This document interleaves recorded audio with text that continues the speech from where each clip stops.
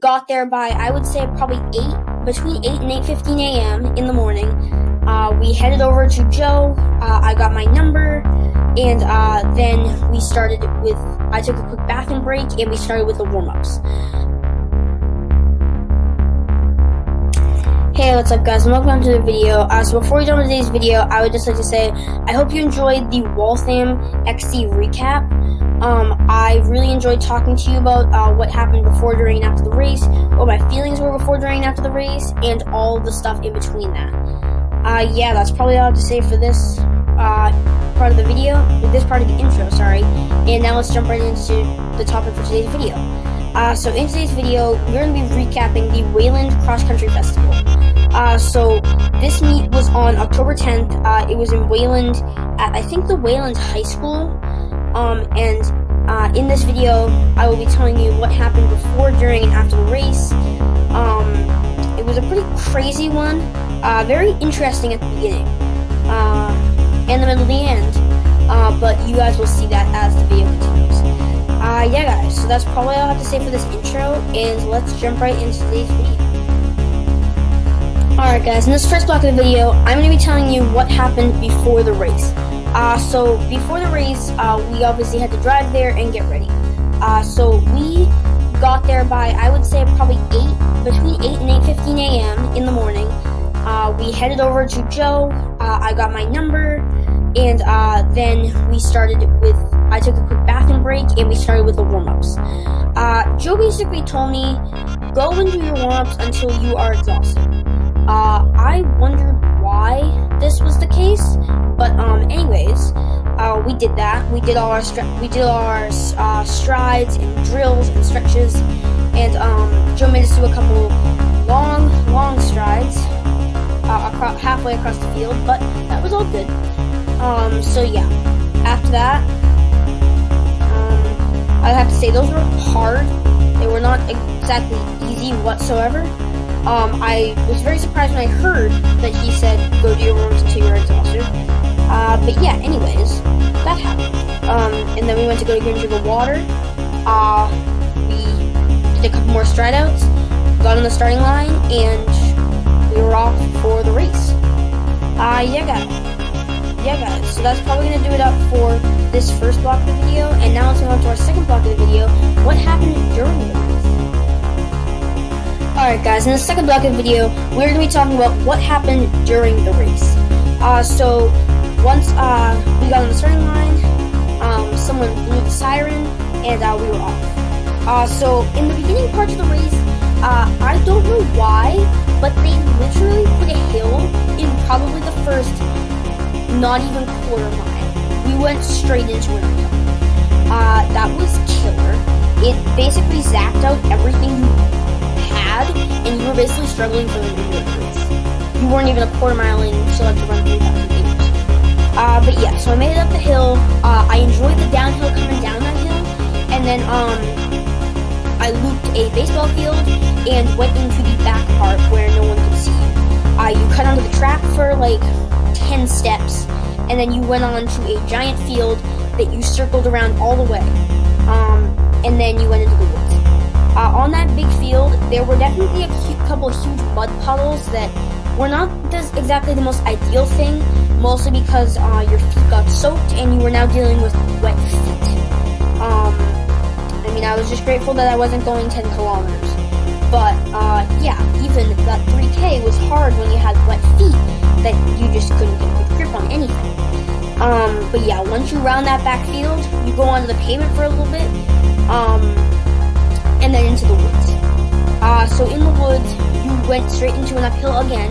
It wasn't that big, but it was still a very big, it was still a task, I should say. The routes were colored so that you could see where you were going. You then went down a hill, back up a slight incline, and then you came out of the woods, and you went back all the way around again. So once you came out of the woods, what was really interesting to me was we were using the exact same path that everyone else was, so we basically almost ran some people over, which probably wasn't the safest thing to do, but we still did it. I almost ran into the biker also at one point, but he got right back on his feet.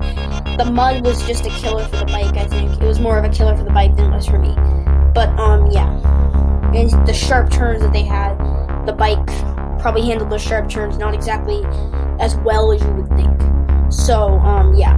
You then circled back around, cut back onto the track, and then went all the way around that field again, around the baseball field, up the same hill I went down, and then it came all the way down the hill. The biker dropped off once we got to that point, and then it was basically me and the finish line, and yeah, I finally crossed the finish line and was done.